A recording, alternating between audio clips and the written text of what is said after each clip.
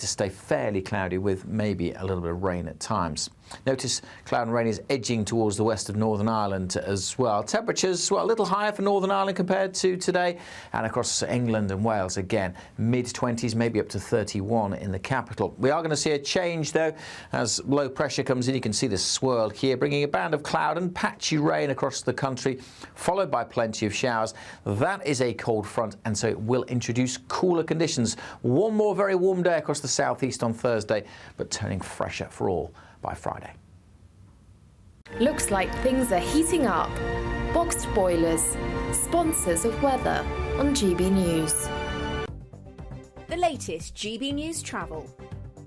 Good evening, I'm Johnny Ratner. On the M6 in Warwickshire, the inside lane remains closed northbound from the M42 interchange up to the Castle Bromwich exit junction 5 following an accident involving 2 lorries and a car. Long queues back to Coleshill and the other way back towards Birmingham, towards Spaghetti, and routes through Chelmsley Wood and Minworth absolutely gridlocked. On the M1 in Bedfordshire, 2 lanes on that 3-lane stretch are closed northbound 12 to 13 towards Bedford after a lorry and a car collided. Still long queues down the M11 through Essex, 9 to 8 towards Stansted following an accident. 1 lane still closed near the A120, and there are long delays heading west into Wales on the M4 coming off the Prince of Wales Bridge towards Newport after a car broke down just before the Brynglas tunnels. North London at Winchmore Hill, Ridge Avenue closed following a building fire, and District Line trains can't run Earls Court to Richmond and leading Broadway following problems with the signals. That's the latest. You can stay up to date throughout the day by visiting our website gbnews.com.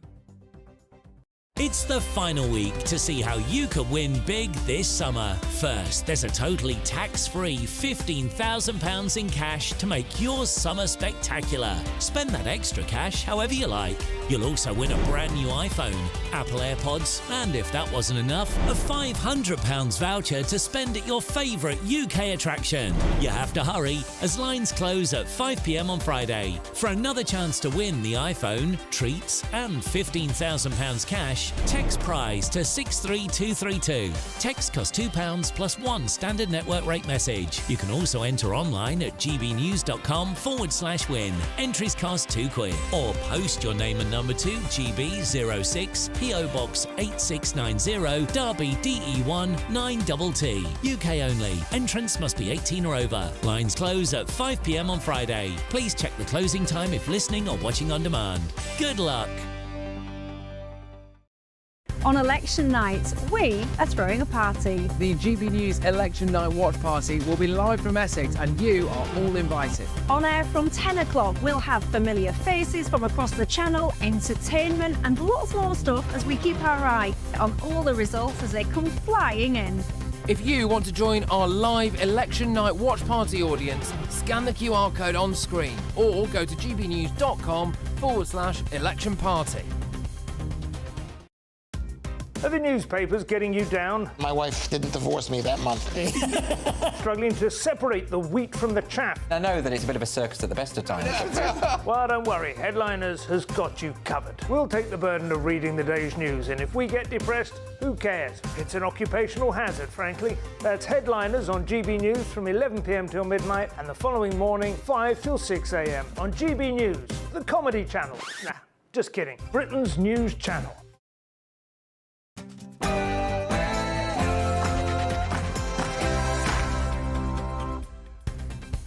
Good evening and welcome to Vote 2024, The People Decide with me, Camilla Tominey. Coming up on tonight's show, we're going to discuss the fact that migrant crossings have reached a record high since January. We're also going to be giving you the latest on the Tory betting scandal. And we'll be discussing Sir Keir Starmer's crusade to make knife crime a moral mission.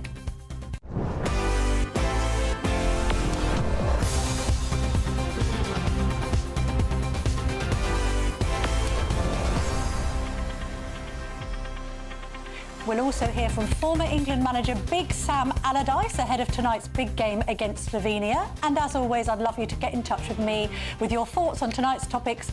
Visit gbnews.com/your say. But first, here's the news with Polly Middlehurst.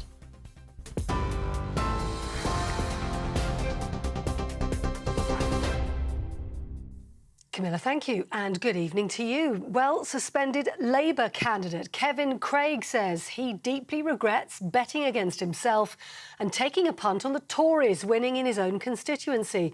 He says he'll fully comply with any investigation. And that comes after former Conservative candidates Craig Williams and Laura Saunders also face investigations amid allegations of betting on the date of the general election. Mr Williams says he committed an error of judgment but not an offence. Meanwhile, Labour is pledging to halve knife crime within a decade if it wins power. The party's plan includes creating a new cross-government coalition to work on solutions as well as community hubs involving youth workers and careers advisors. Sir Keir Starmer says cracking down on knife crime is for him a moral mission. I was the chief prosecutor for 5 years, and therefore I prosecuted many cases involving the use of knives, and I've made it my personal mission to deal with this. It is a moral mission so far as I'm concerned. It isn't a question of urban versus rural. In fact, I think there's more knife crime, sadly, in rural areas, or at least it's going up more quickly. And I think it's not fair on the families we've been hearing from this morning to simply point the finger to somebody else. This is something which a government needs to take responsibility for. I will take responsibility for, on a cross-party basis, to make the change that we need. Now, a former engineer claims the Post Office tried to put words in his mouth when he attempted to disclose concerns he had about the Horizon IT system. Gareth Jenkins worked for Fujitsu for his entire professional career and was regarded as a distinguished employee right up until his retirement in 2015. Evidence he gave about the Horizon system was used in the prosecutions of many sub-postmasters, which have since been quashed. But he told today's inquiry that he never had oversight of all the system's bugs and he relied on others to supply reliable information. Julian Assange is due to appear before a federal judge in the Mariana Islands. That's a US territory in the Western Pacific. The 52-year-old founder of WikiLeaks left the UK this morning after 1,900 days at Belmarsh Prison. He's expected to be sentenced to 5 years. That's roughly the equivalent of the time that he's already served in Britain, meaning most likely he's due to walk free. Well, it's understood he will plead guilty to a single count of illegally obtaining and disclosing national security material nonetheless. Here in London, pomp and pageantry were the order of the day today as Their Majesties the King and Queen welcomed the Emperor and Empress of Japan. Beginning a 3-day state visit starting with a Guard of Honour in Horse Guards Parade, the royals greeted the Prime Minister Rishi Sunak as well as other dignitaries. Princess Anne isn't taking part in today's welcome for the Japanese royal family while she recovers in hospital after being injured by a horse at the weekend. Early reports from her husband indicate, though, that she is doing fine. We understand. That's the news. For the latest stories, do sign up to GB News Alerts. Scan the QR code on your screen or go to gbnews.com/alerts.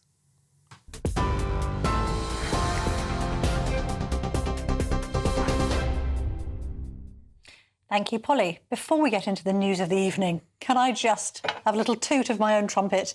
This is the Trick Award that we won today. My team on the Sunday morning show, we interviewed legendary broadcaster, let's describe him as that, Alistair Stewart, who used to appear on this show very frequently, but told us in that interview that he'd been diagnosed with dementia. And we've won a Trick Award for Interview of the Year. That's a hat trick for GB News because Nigel Farage also won News Presenter of the Year for the second year running. And GB News Breakfast won Best News Show. So we were very happy. I've just been at the Grosvenor House Hotel. It's lucky I'm teetotal so that I can present this sober. Many people won't be because there was an after party and I think half the staff may be there. But I just want to thank all of you for voting for us because it made all the difference. This is an award that's awarded by the viewers as opposed to a panel of judges who might often turn their noses up at GB News. And that may explain why we've won. That's people power for you because this is the People's Channel. So thank you very much indeed. If no one minds, I'm going to keep it on the desk for the duration of this show because if you don't blow your own trumpet, nobody else blows it for you. But let's get into the first story that we're going to be discussing tonight. And that's this record high small boat arrivals from the Channel since January. So let me just take you through the figures first of all. A total of 12,901 people seeking asylum have crossed this year. That passes the previous 6-month record of 12,747 in 2022. Home Office figures show that 257 people made the journey in 4 boats on Sunday alone. Just to put that into context, couldn't quite believe this when I looked it up, but that number for arriving on Sunday alone is almost as many as the 299 people that arrived by small boats in the whole year of 2018. So if you look at the graph of small boat arrivals, I mean, it is literally like a ski jump. It's gone up and up and up. And the question is why that's happening, and indeed whether you think any of the main parties who've been talking about cracking down not just on legal migration but illegal migration, this promise being made by the Tories and indeed Labour primarily to stop the boats, do you believe it? Do you actually trust anyone to stop the boats? And if you do trust someone, who is it? Get in touch, leave a comment for me at gbnews.com/your say with your views this evening on that question, and we'll come back and revisit your thoughts a little later. Joining me to discuss this is Dr. Omar Hamoud Gallego, Fellow in Political Science at the London School of Economics and formerly the United Nations High Commissioner for Refugees. Lovely to see you this evening. Thank you very much indeed for joining me. So let's just start with, why have the numbers skyrocketed to such a great extent since that figure of 299 in 2018, which, let's be honest, wasn't that long ago? Absolutely.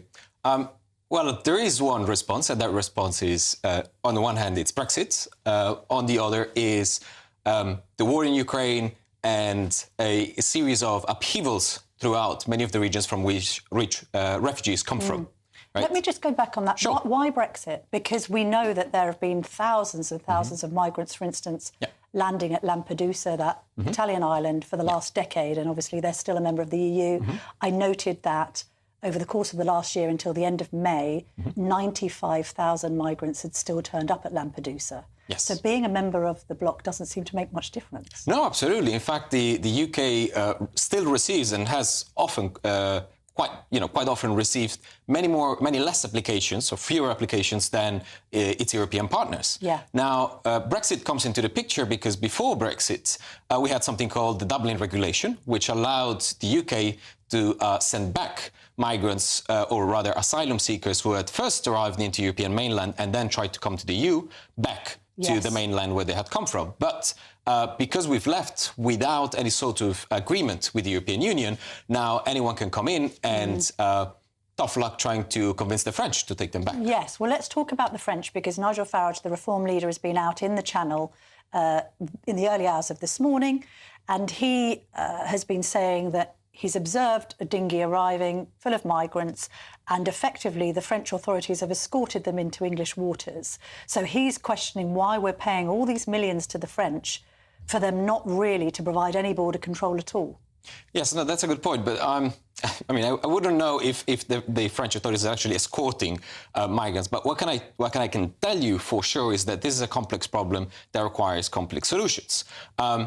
Paying the French, it will not simply solve the problem, right? We need a comprehensive agreement with European partners that will probably run along the lines of the Dublin Regulation, right? So we find a way of the European Union accepting individuals back that have arrived via small boats to the UK, probably using some, through some negotiations, and that will probably entail resettling some individuals from the European mainland into the UK. But this is what it is about, right? So these are complex decisions. Yeah. The outcome they will be the outcome of complex negotiations. And I think schemes like the Rwanda plan, for instance, are definitely not going to do anything in that regard. Why do you say that? Because the Tory argument, of course, is that it acts as a deterrent. Funny enough, my newspaper, The Telegraph, did a piece today. One of our reporters went over to Dunkirk, asked some migrants there what they were thinking about the prospect of a Labour government, and some of them said, well, we're waiting for a Labour government because they're going to scrap the Rwanda scheme, and that's going to make it easier for us to come into the UK. Yeah.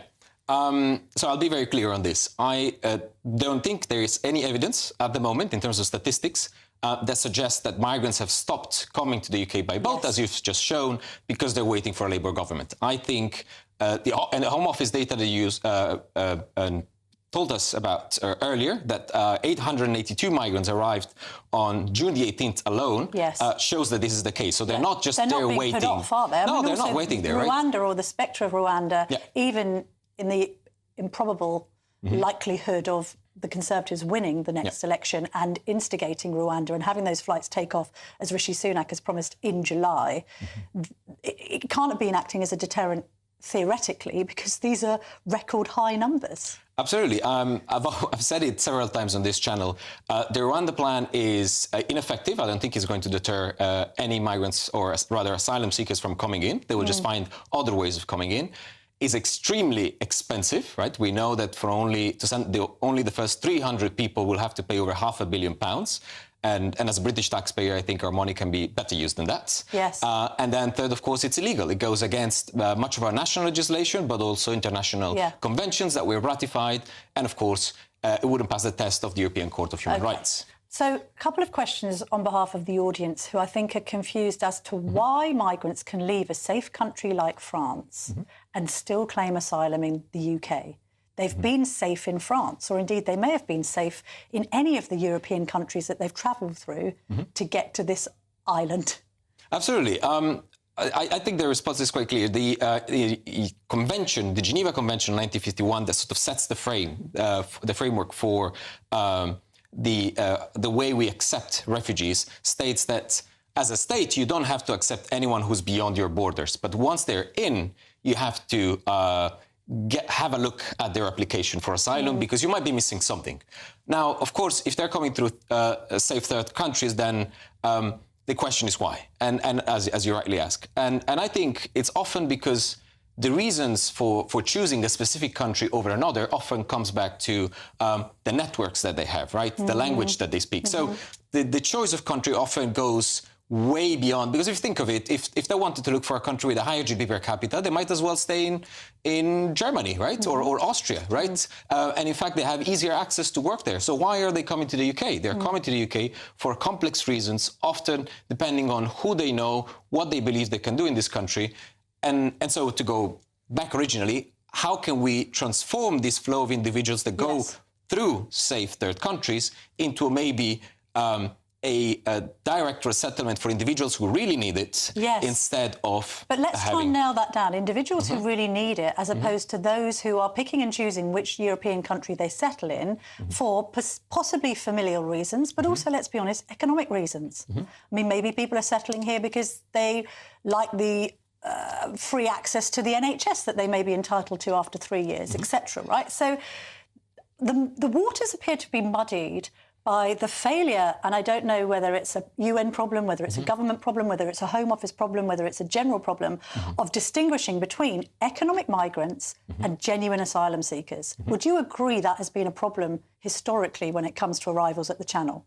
Absolutely, absolutely. I mean, we know that many of the individuals who are coming are asylum seekers because, roughly speaking, around 50% of applications eventually get accepted. Yes. So we know that, for instance, if you look at the third most common nationalities, you will find people from Afghanistan, from Pakistan and from Iran, so hardly democracies and places where many individuals would want to make a life there. But on the other hand, how do you distinguish between, if you want, pure economic migrants, right, who might not have a right to asylum? And I think that's one. A country-wide problem, you know, a country at war, a country that may persecute individuals because of their political affiliations, maybe because of their sexuality, doesn't necessarily mean it blanketly applies to everyone coming from those countries. Some of those people coming from those countries surely are not directly affected. Well, we wouldn't know until we see those applications, right? And that's the problem. You can't know beforehand. But then the concern is the kind of acceptance rate of asylum claims in this country as opposed to other countries. I think the acceptance, for instance, if you look at people from Afghanistan or people from Eritrea applying for asylum, they're almost universally recognized as asylum seekers, right? And people coming from countries that we might consider safe almost universally getting not recognized. However, there are many cases that are really difficult to tell beforehand, right? Yes. You can't know really if someone coming from, I don't want to name countries just to avoid political issues, but some countries might have, let's say, rogue authorities, the army, they could have the police that are persecuting individually someone, although from the outset, if you look at the country, you might think, well, it looks okay as a country in general, but there might be issues there that you're not capturing. All right, so say the beforehand. specificity of people being processed is accurate and right, despite a massive backlog because of the huge influx in numbers. Then I suppose the argument is, should there be a cap just in general on how many people are granted asylum in this country, just in order to maintain quality of services, housing and infrastructure? In the same way that legal migration, one could argue you can have too much of a good thing if it means that it feels as if the public services in this country are overloaded. At what point do you say, well, I'm really sorry, we've taken a load of Ukrainians, a load of Hong Kongers, there's been a huge influx from Vietnam recently, I understand, that actually we can't take any more? Is that just not the way the law works? I think for economic migration, I can understand the focus on quotas, because you know how many you need, you know how many you want to get to the country, and so that's easy. But when it comes to asylum seekers, the biggest predictor of people coming into a country are the disasters that happen in their own countries, right? It's not a surprise that the number of Afghani asylum seekers has gone up after the fall of Kabul. It's not a surprise that the number of Ukrainians, right, coming into this country skyrocketed after the invasion of Russia. It's not a surprise that when Syria collapsed, many individuals tried to get here. So the problem is, with the inflows of asylum seekers and refugees, often it's difficult to predict beforehand what is going to happen. You don't know what the numbers are going to look like. No. And it's rather a question of how do you respond to it. And I think the UK could respond in a better way, right, by being better prepared, by investing in the infrastructure that the Home Office needs. And I think, for instance, of what happened in the European Union after the invasion of Ukraine. The European Union, instead of saying, you know what, these many can go to this country and these many go to this country, actually simply let the borders open and Ukrainian distributed quite well across the whole of the European Union. Doctor, we have to leave it there, I'm afraid, because we're running out of time. We could do a whole episode on this, let's be perfectly honest. But thank you very much for your wisdom and expertise on this issue. Thank you. Coming up next, we're going to be discussing the latest in the Tory betting scandal. And would you believe a Labour candidate has also been embroiled in his own alleged betting scandal too? Don't go anywhere.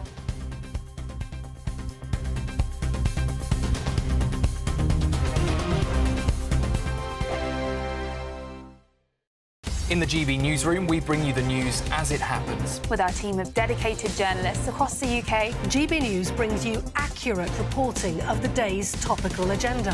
When the news breaks, wherever and whenever it's happening, we'll be there. This is GB News, the People's Channel, Britain's news channel.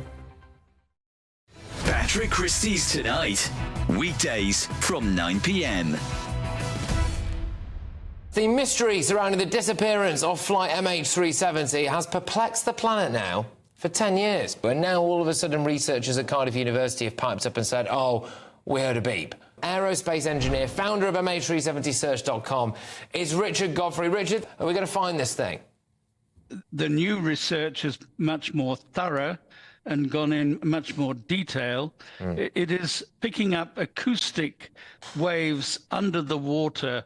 It's not conclusive, but it's a good step forward. Is this a cover-up job of epic proportions? Do you think something quite sinister happened to this plane? Because it is all very odd.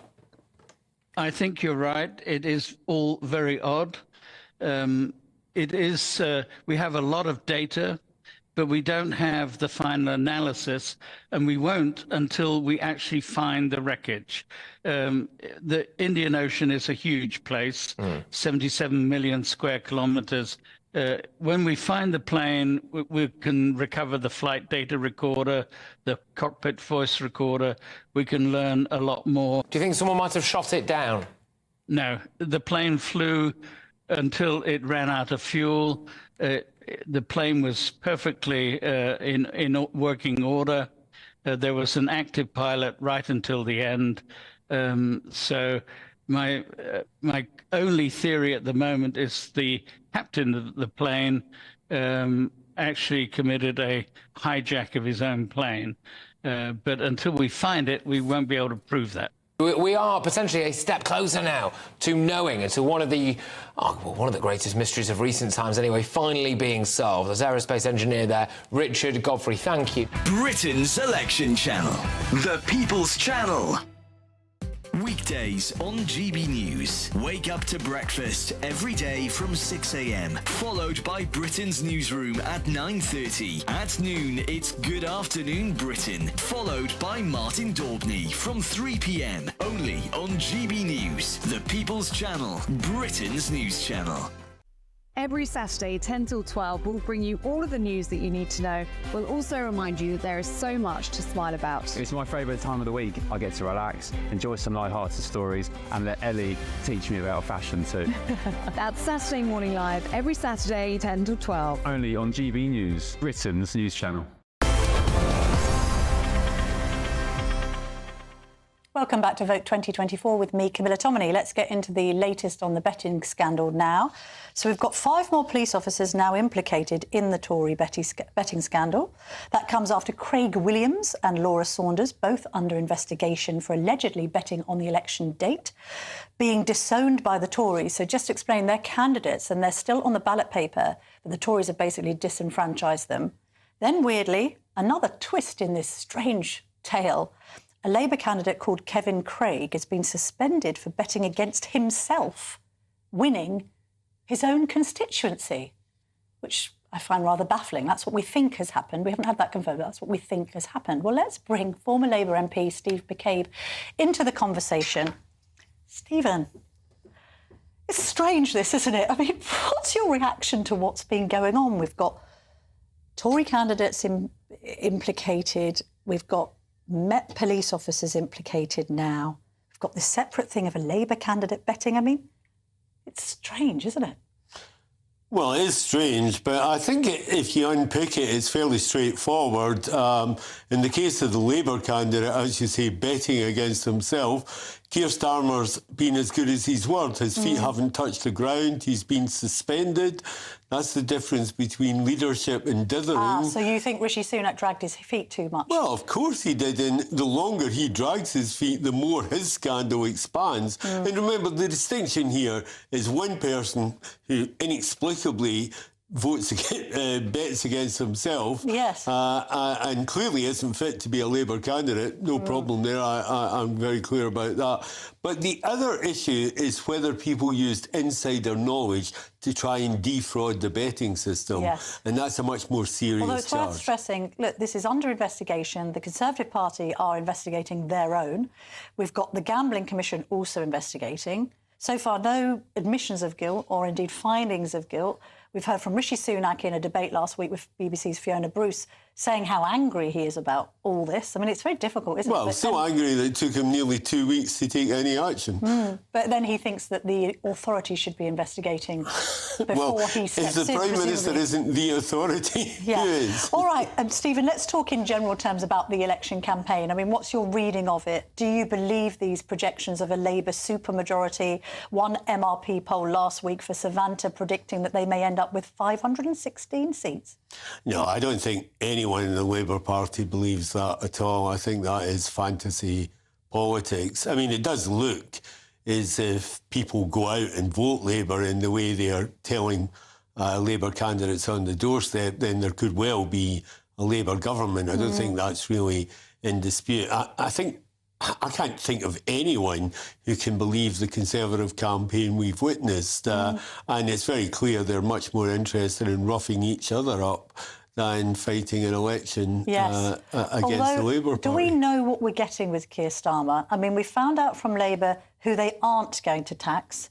That phrase, working people, whatever that means, Stephen. But they haven't said who they are beyond non-DOMs, people who pay private school fees and energy companies. I mean, people are suspicious that as soon as he gets handed the keys to number 10, they've got to tax something because they can't afford all of their spending pledges if they don't. So are we to expect a wealth tax? Are we to expect an increase in capital gains tax? Could we see our gardens being taxed, as has been proposed by Labour in Wales? Council tax going up? Stephen, what do you reckon?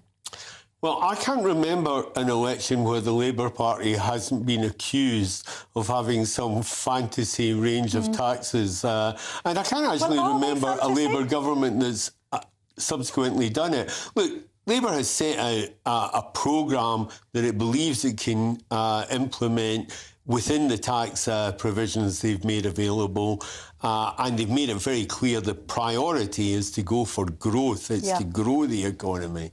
But you must remember the 1970s, where the Labour government imposed a super tax on the wealthy, led to an absolute brain drain and an exodus. So this is why people are suspicious, because as Margaret Thatcher once famously said, you know, the trouble with socialists is that they're good at spending other people's money. So people are just thinking that Labour will revert to type. If Rachel Reeves is saying she won't borrow beyond certain parameters, she won't tax VAT, income tax or national insurance, but they've got these huge spending pledges, including their Green Prosperity Plan, how on earth are they going to pay for it if they don't impose a wealth tax, which, let's be honest, the woman who wants to be the next Chancellor has massively flirted with in the past? Well, I can just about remember the Labour government 50 years ago. I'm not sure it's the best thing to draw on at the present time. And the reality is the present government has imposed the highest level of taxation since the Second World War. Sure. So I don't think we need any lessons or any warnings from the Conservative Party about taxation and at the yet moment. The Institute for Fiscal Studies has examined all the manifestos. Labour claims theirs is fully costed, as has the Conservatives and the Liberal Democrats, and indeed Reform. And Paul Johnson at the IFS basically says they're not worth the paper they're written on. They're not properly costed at all, and they're flimsy. And I include Labour in that. You know, they could be entering government on a supermajority on the basis, really, of a blank piece of paper which hasn't got much detail in it. Well, as I say, I don't think there'll be any super majority, but and I've got a lot of respect for Paul Johnson. Actually, the IFS report also said that Labour's proposals in terms of regulation and in terms of planning changes were likely to speed growth, and that was the thing that was going to make the difference. So you don't think that Labour will bring in more regulation and again revert to type? I mean, that's the problem, or at least the concern of small and medium-sized businesses, that they're going to be caught up in ever more red tape. Well, no, I don't think that's any part of Labour's plans. What we want is to grow small businesses, micro businesses to small businesses to bigger businesses. That's the whole But if essence. the minimum wage goes up to, say, as has been mooted by Angela Rayner and indeed hinted at by Rachel Reeves, to £15 an hour, let's just look at the hospitality sector, with pubs closing down rapidly by the week. Isn't that going to cripple a lot of small businesses that have had 6% shaved off their profit margins because of the rise in corporation tax? They've had a horrific COVID. How are some small businesses going to cope with that kind of wage increase? The living wage and the minimum wage has risen by a record amount just in recent years, and a lot of businesses are going to be really struggling to cope with that. Well, obviously, I recall when the Labour government, the last Labour government, introduced the minimum wage, and there were all sorts of dire warnings about what it was going to do. In fact, it helped the economy. I don't think there's any question that we're going to try and impose wage rises that are unrealistic. What we're looking for is a fair deal for people who are working and for people who are running businesses. Stephen, the counter-argument to that is, OK, a fair deal for people, that's fine. If you put wages up too high, it's inflationary. And equally, if it closes businesses down, people lose their jobs anyway. Hold that thought, because I've got James Heapy in Paddington. He's the former Armed Services Minister. He's with us now. James Heapy, can I get your reaction to this latest development in the Tory betting scandal? We've got 5 more police officers now embroiled. It's a bit of a nightmare, this, for Rishi Sunak, isn't it? Yeah.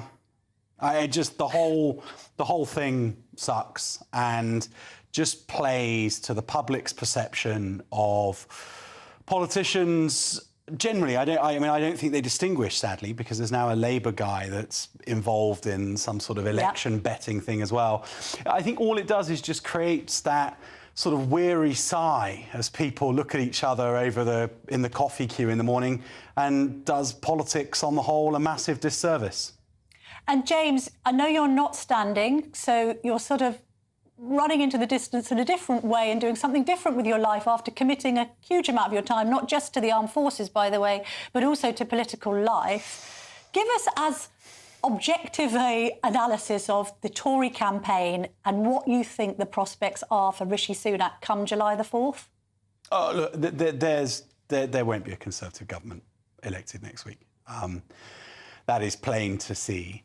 And so I think that what people have got to consider is whether or not it is healthy for our democracy if Parliament were to become just irrelevant, which is what it would become if the majority was so vast. And heck, there have been people on the left who are complaining that an 80-seat majority gave Boris Johnson untrammelled power. Yes. Well, they ain't seen nothing yet. On that note, James Heapy, thank you very much indeed for joining me. I know you had a bit of a transport nightmare, so I'm very grateful to see your face in the Paddington studio. My pleasure. We'll be speaking again, I know, during this election campaign. Steve McCabe, thank you very much indeed for your contribution. Coming up next, we're going to discuss Sir Keir Starmer's plan to make knife crime, or at least reducing it, a moral mission. And we're going to be speaking to two men who have gone onto the streets and tried to confiscate knives. They're doing great work, and we're going to speak to them both in just a moment.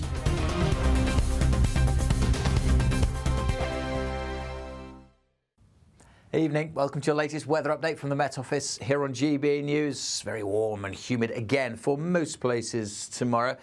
It will be a bit cloudier across parts of the east, particularly eastern Scotland. We are kind of between two areas of high pressure. An old weather front's been providing quite a lot of cloud today over parts of Scotland and Northern Ireland, and still producing a little bit of light rain over eastern Scotland. One or two heavy showers for southern Scotland and northern England.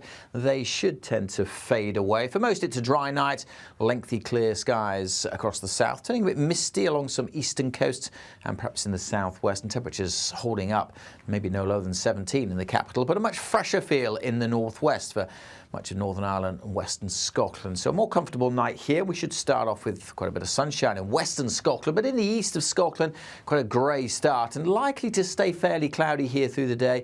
Could even be a little bit of rain at times as well. A brighter day, though, for Northern Ireland compared to today. A bit more in the way of sunshine. Quite a bit of cloud over the far north of England, but the bulk of England and Wales dry and sunny. Just a bit misty around some coasts in Devon and Cornwall, and the threat of this mist and low cloud lingering across parts of the North Sea coast as well. I suspect, though, much of England and Wales just dry and sunny and very warm once more. Plenty of sunny spells for Northern Ireland and the west of Scotland. But in the eastern side, as I mentioned, always likely to stay fairly cloudy with maybe a little bit of rain at times. Notice cloud and rain is edging towards the west of Northern Ireland as well. Temperatures, well, a little higher for Northern Ireland compared to today, and across England and Wales again, mid-20s, maybe up to 31 in the capital. We are going to see a change, though, as low pressure comes in. You can see this swirl here, bringing a band of cloud and patchy rain across the country, followed by plenty of showers. That is a cold front, and so it will introduce cooler conditions. One more very warm day across the southeast on Thursday, but turning fresher for all by Friday. On election night, we are throwing a party. The GB News Election Night Watch Party will be live from Essex, and you are all invited. On air from 10 o'clock, we'll have familiar faces from across the channel, entertainment and lots more stuff as we keep our eye on all the results as they come flying in. If you want to join our live Election Night Watch Party audience, scan the QR code on screen or go to gbnews.com/election party. I'm Patrick Christie's. Every weeknight from 9, I bring you 2 hours of unmissable, explosive debate and headline-grabbing interviews. What impact has that had? We got death threats and the bomb threat and so on. As time passes, she could have said stump. You made my argument for me. My guests and I tackle the issues that really matter with a sharp take on every story. It went everywhere. Something practical could be done. Or I can become something different. Patrick Christie's tonight from 9 p.m. only on GB News, Britain's news channel.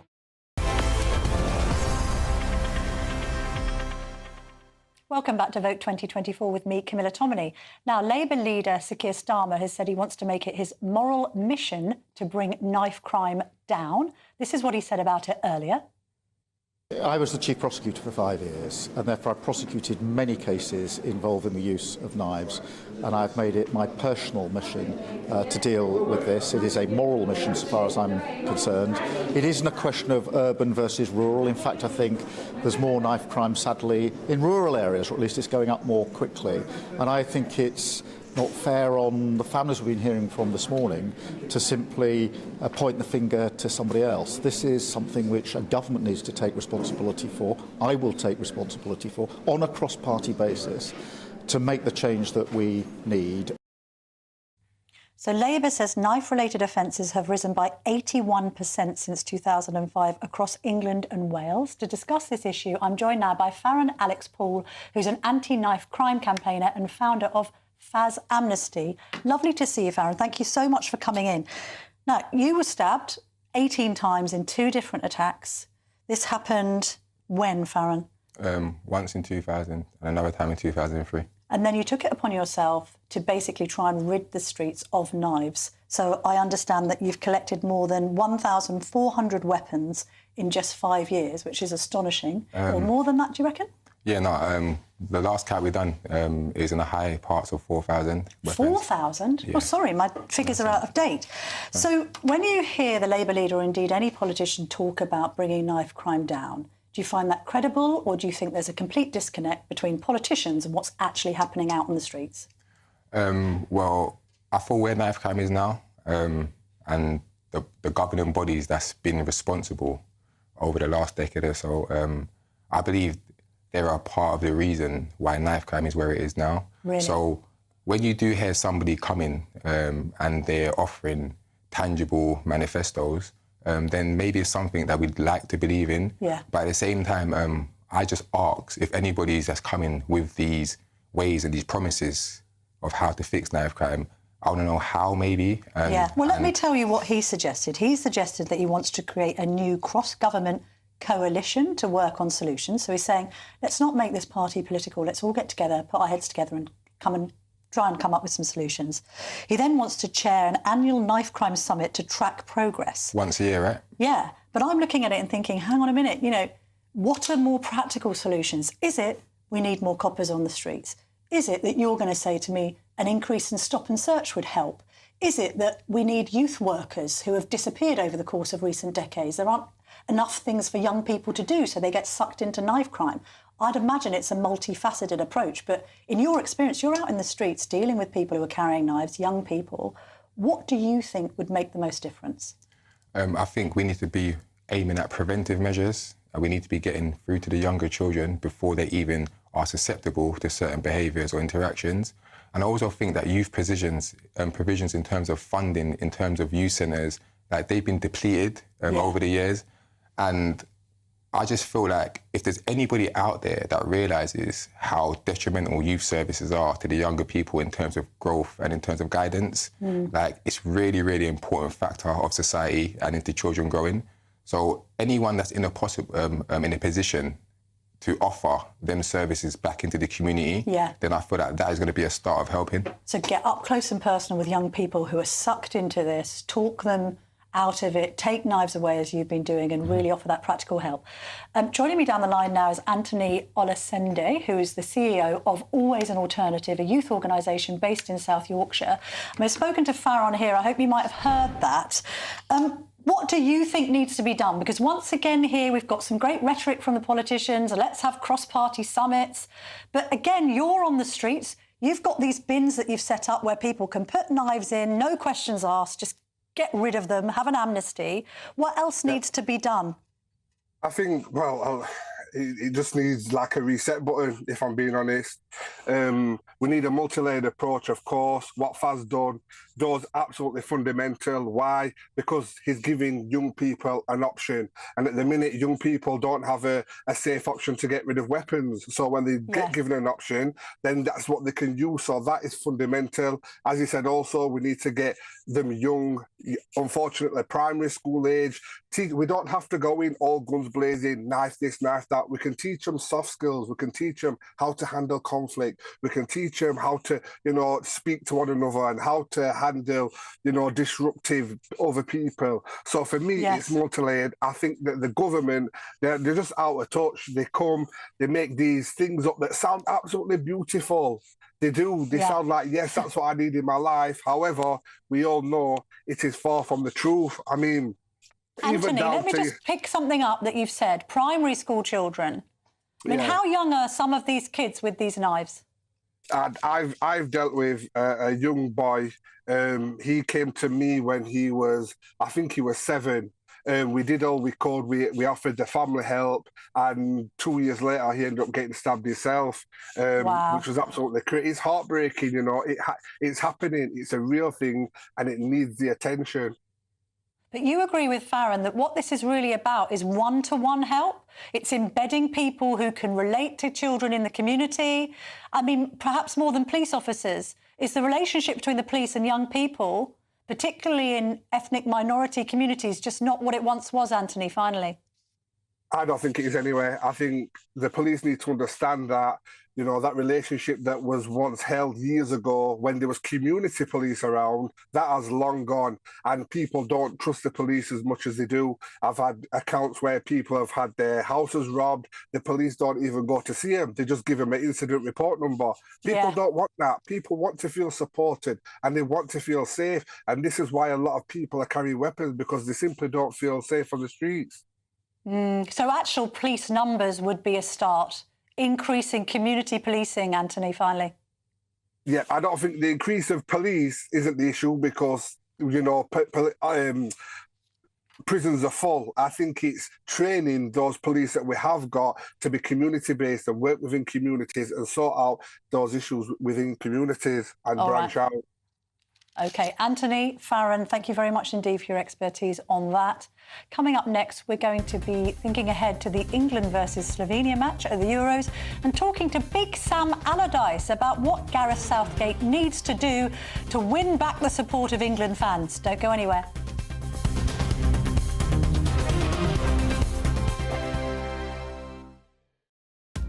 Are the newspapers getting you down? My wife didn't divorce me that month. Struggling to separate the wheat from the chaff? I know that it's a bit of a circus at the best of times. Well, don't worry, Headliners has got you covered. We'll take the burden of reading the day's news, and if we get depressed, who cares? It's an occupational hazard, frankly. That's Headliners on GB News from 11 p.m. till midnight, and the following morning, 5 till 6 a.m. on GB News, the comedy channel. Nah, just kidding. Britain's news channel. Britain's Newsroom, weekday mornings from 9:30. I've got a grade 3 astrocytoma brain tumour.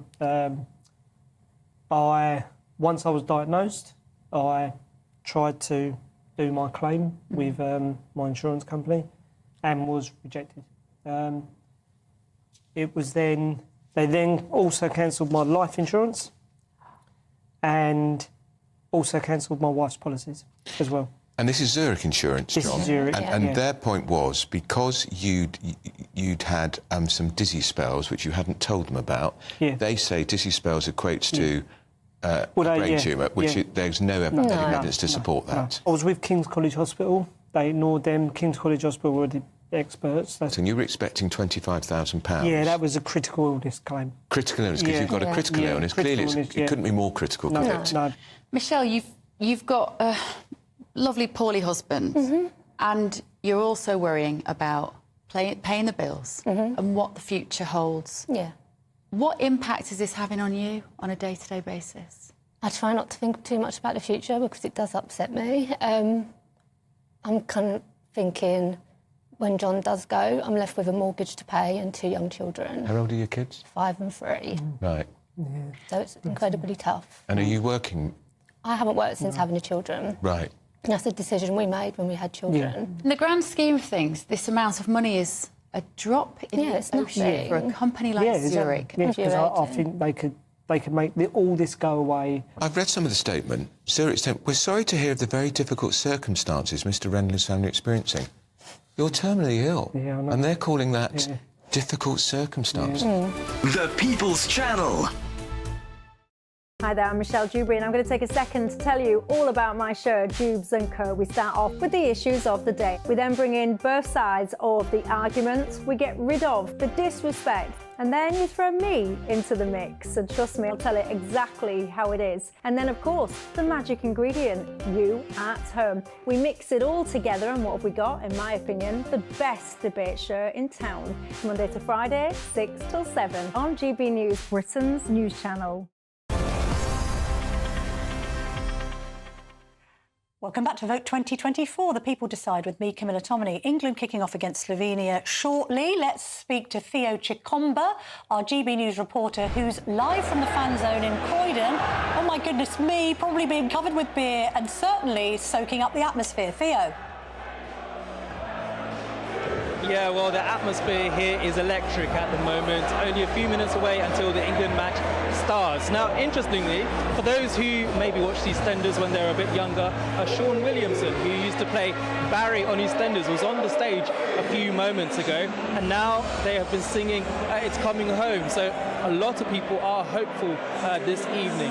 England has got one change this evening. Conor Gallagher, who plays for Chelsea, is in the starting lineup, taking over from Trent Alexander-Arnold, who plays for Liverpool. There have been a lot of talk in the last couple of days about who's going to start, who is going to drop out. So it's going to be a tasty affair this evening. But here in Croydon, the spirits are high. We've been speaking to fans, some who've travelled all the way from Australia to come and watch the game here in Croydon. So plenty of people are excited to be spending time with their family and friends this evening. But we're looking forward to after the game. What does this mean for England? Will they remain on top of the table, or will Slovenia win this game? Or even if it's a draw, what's that going to mean for both those teams? Because what happens this evening will determine, particularly for Slovenia as well, if they progress or not. But for England, though, they are pretty much safe. It's how are we going to perform tonight for all of these fans, not just here, but right across the country and across the world as well, will be watching this game. And they'll be hoping it will be coming home. Theo, thank you very much indeed. Competing there with the strains of the Beatles' Hey Jude, which I presume is being played in honour of Jude Bellingham. I know you're giving us dispatches throughout the evening, so you can stay tuned to GB News. Keep it on the radio. We'll keep you updated with the football score. Well, joining me now to give his expert opinion on tonight's big match is Big Sam Allardyce. Again, lovely to speak to you, Sam. Let's have a look at this lineup then that I've just scribbled down on my piece of paper. So we've got Foden still starting, and we've got Trent Alexander-Arnold swapped out for Conor Gallagher, who had been brought on after half-time in the last two matches. What do we think of that? Because this whole Foden starting thing has proved a bit controversial, Sam. It's not him starting. It's the position he's been playing, and of course, that's right. He's not out wide left. He's not preferred out wide left at Man City. He's player of the season at Man City. He scored 20 goals playing in one, and he would go very well, in my opinion, with Bellingham. But obviously, Gareth has this particular system that he's stuck to no matter what, which is two sitting midfield players, and of course that restricts who plays in that position, who plays the floating position, number 10, and obviously Jude Bellingham has that position at the minute. I am disappointed in the selection, I must say, but I am hopeful that won't matter, that the performance will pick up and the players will play to the best, and then the system won't really matter that much. If all the players play much better than they have been, create more, get more on the front foot, close the opposition down when they get the ball, and this is not an easy game, by the way. Slovakia have done really, really well. So I think they'll drop back. They'll play defensively, look to play on the counter-attack. And England need to break this type of defending down tonight and really need to try and pick up the spirit of the England fans that are out in their thousands supporting them again. Sam, just explain why you wouldn't have made this selection. I get what you're saying. We've got this problem on the left. We've got Luke Shaw injured. We've got Trippier, who's a right-footed player, playing on the left. I mean, in my mind, he keeps on kicking it backwards with his right foot, which doesn't seem to be working. I'm sort of shocked that there aren't more Premier League players with a left foot who he can choose from. But we've had criticism, haven't we, between Gary Lineker and Alan Shearer saying that Harry Kane isn't playing to his strengths. How would you have organised things, Sam? Who would you have started and not started out of this lineup? Well, I would obviously have played Foden in with Bellingham and Declan Rice. I mean, yes, for me, no doubt about that. And obviously, down the left-hand side, Bowen, because I think when he's come on as sub, he's done all right. Yeah. You know, you could have played Palmer, you could try him. Don't forget, we're through to the next round, so it's not a huge risk on changing the side that little bit to find some comes in and gives a fresh pair of eyes. As in terms of the left back and Trippier, well, we just haven't got a left-footed player to play there, so he has to maintain that position for the time being, of course. But it's about every performance today, about lifting the performance, about playing on the front foot and moving the ball quickly and playing off Harry Kane and the front three. Play off the Harry Kane, the front three screens. What I've really seen is this slow, pedantic build-up, this sideways and backwards passing all the way through. It's so tedious, isn't it? You know, I've just watched Austria, you know, and they're just going to beat Holland, and they played the ball forward so quickly the Dutch couldn't cope with it in the end, and they've won 3-2. So I'd like to see England play that ball forward, play it and pass and move and get in the opposition's box as much as possible. Amen to that, Sam. I mean, the Southgate formula seems to be safety first, and it's quite frustrating as a fan to have to sort of sit through it. Do you think this criticism of Harry Kane has been fair?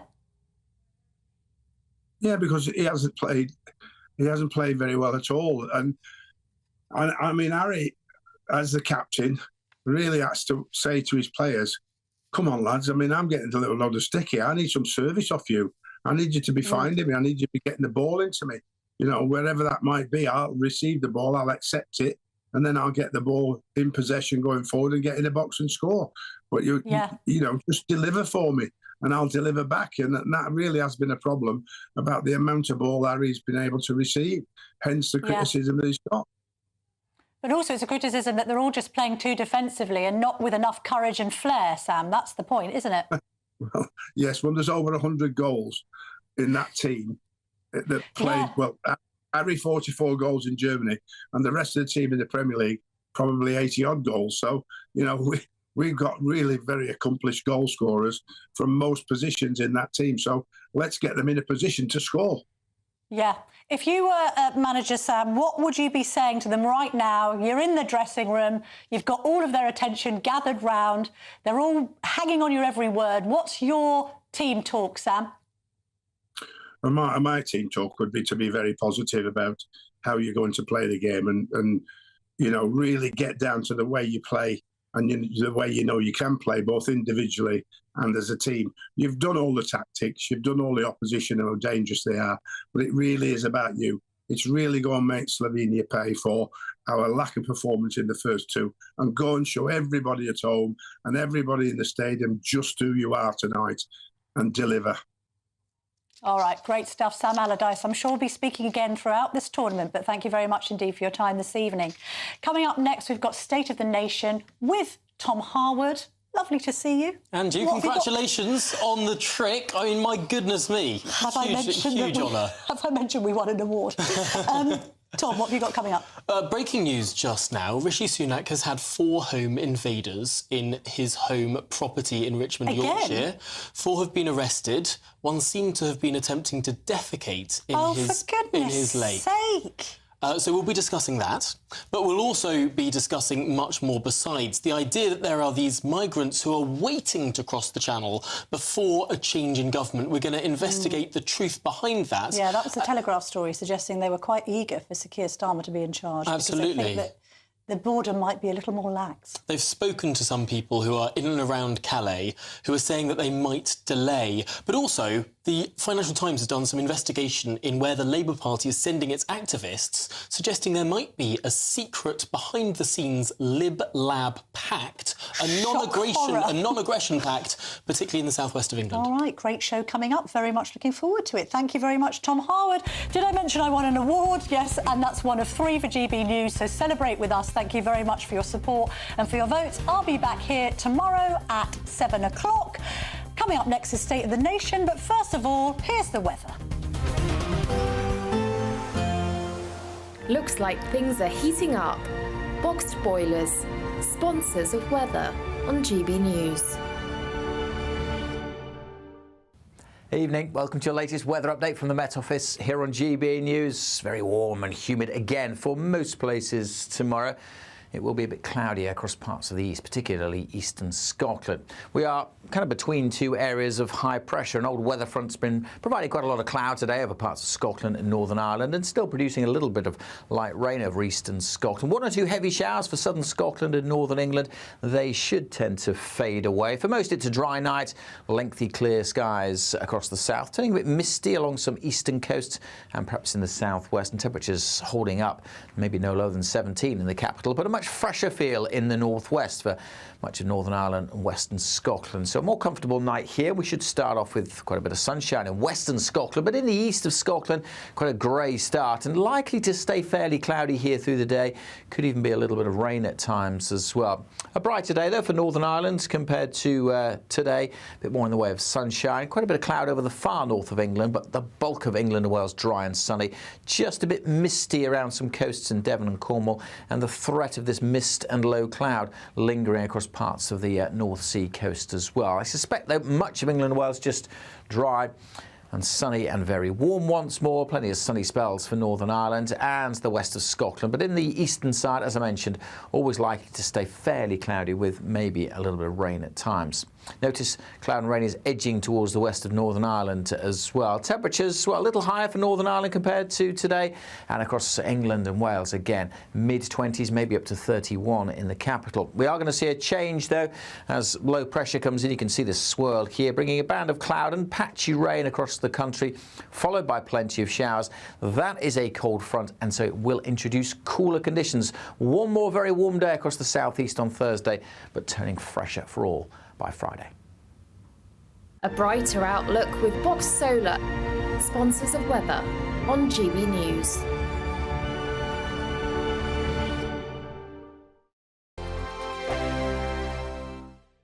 It's the final week to see how you could win big this summer. First, there's a fabulous £15,000 in tax-free cash to ensure this summer is special. What would you spend that on? Next, you'll also receive the latest iPhone 15 and a set of Apple AirPods. And finally, £500 to spend at your favourite UK attraction. You have to hurry as lines close at 5 p.m. on Friday. For another chance to win the iPhone, treats and £15,000 cash, text prize to 63232. Text costs £2 plus one standard network rate message. You can also enter online at gbnews.com/win. Entries cost £2 or post your name and number to GB06 PO Box 8690 Derby DE1 9TT. UK only. Entrance must be 18 or over. Lines close at 5 p.m. on Friday. Please check the closing time if listening or watching on demand. Good luck. This is GB News, and we are Britain's election channel. This vote may seem to be about the politicians and the media, but it's actually about you. We won't forget that. Join us up and down the country as we follow every moment together.